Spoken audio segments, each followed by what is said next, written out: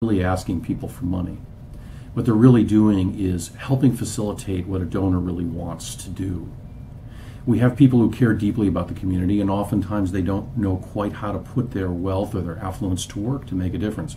And a really good fundraiser, a really good development person's perspective is not, I'm here to ask someone for money. That's really not what they're there for. They're there to help facilitate a conversation about what's important in the life of this person. How can they make a difference in the world with the resources that they have? So the conversations are actually much more personal and much more meaningful, both to the solicitor and to the person who's being asked. It's not so much about money. It's about how do you make a difference in the world. Right. And I'm sure you've studied Charter Oak's mission statement and familiar with the programs that we had, our outreach to the homeless community, our outreach to youth, especially youth at risk in Hartford, and also the cultural events we put on. And then the fourth element for us is we're in the a building built in the 1870s that is a beautiful building, but you know, was rescued several years ago from, as many older buildings in Hartford were rescued by some preservationists who really cared about the building. And so it's always in a state of repair. Sure. So there is a campaign to actually put some significant money into the building. So repairing a building is a pretty interesting sales pitch versus, you know, helping a little kid or helping a homeless person or funding a jazz program or whatever it is. So as a person helping Charter Oak, how do you structure that pitch, I guess is the way to say that? Well, I think two things I would say. The first is that the buildings are the home for the work that we do as an institution. And so it's impossible to do work without the space that's needed to really do those things. And so it's not just a physical structure. It's an embodiment of the work that we do as institutions, and that's exceptionally important. If you don't have space that is suitable for the work that you're trying to do, you can't achieve that work. So on the one hand, the physical presence of the building is very, very important. But on the other hand, I would say we're talking about history here. We're talking about history of a community, history of a people. The connection to the historic relevance of the building does more than just provide space to do important and valuable programming. It connects us with our past. And the one thing we know for certain is that there are very important lessons from our past that are embodied in the work that we do today. And that building represents more than just a physical space. It represents a people who cared about a community and a set of institutions, and who always want to be remembered for that great caring.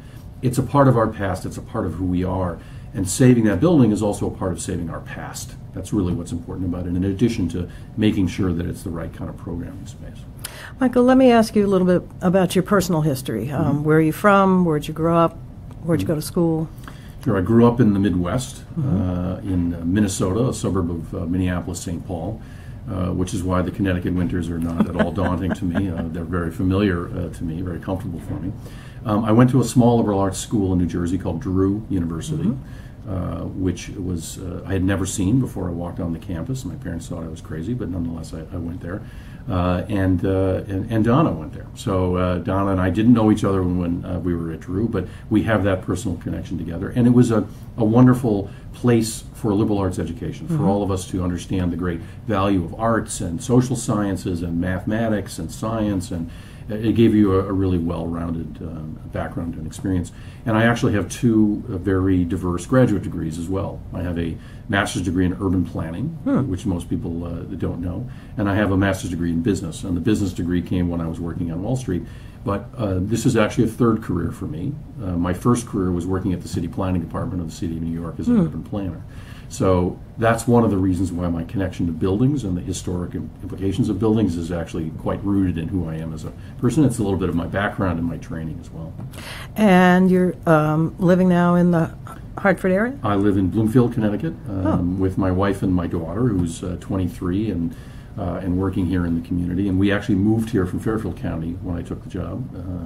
And it's been a fantastic, welcoming, warm community. And I would say, as I do to many people, that as an outsider, what this community has that many other places that I've lived doesn't have is a community. And I know that seems trite, but the truth is, when I talk to people in the community, they care for each other. We talk about each other. We talk about what's happening in the community and why it's important. We support each other in times of difficulty and in times of joy. And sometimes when you live in a vast suburban community with big homes and great distances between the homes, you don't always have that sense of connection to other people or sense of being a part of something bigger. And I'm a big believer in community, that what this country has always been about, what the Jewish people has always been about, are small enclaves of individuals who are there for each other in times of great need and in times of great joy. So community is kind of a big deal for me, and I very definitely feel it here. It is a small town. It really is. And I've been here a long time. I grew up in Philadelphia.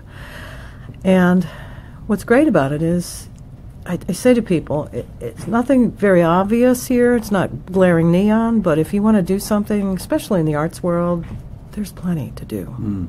You just need a little guide to show you where it is. And I am impressed with the generosity, especially of the Jewish community. I go out to a lot of events, and I look at the names in the program, or I look at the names in the building. This is the G. Fox legacy here. We have some G. Fox legacy in the synagogue and some of the stained glass. You know, Gershon Fox and Beatrice Auerbach and the Koopmans were extremely generous people, and that continues on. Extraordinary. And in fact, we talk about it a lot here at the foundation. The foundation recently crossed $100 million in assets under management. The Jewish community of Greater Hartford is only 30,000 people. So with 30,000 people, $100 million in assets built up over time. It's an extraordinary indication of generosity. And there are buildings all over town that people from the Jewish community have supported and have endowed and have built. And the generosity of this community is remarkable. And it's one of the things that makes a community. We support each other to do the things that we need to do to be a better community. I also live in Bloomfield now, and I've always been quite impressed with the growth of this particular campus.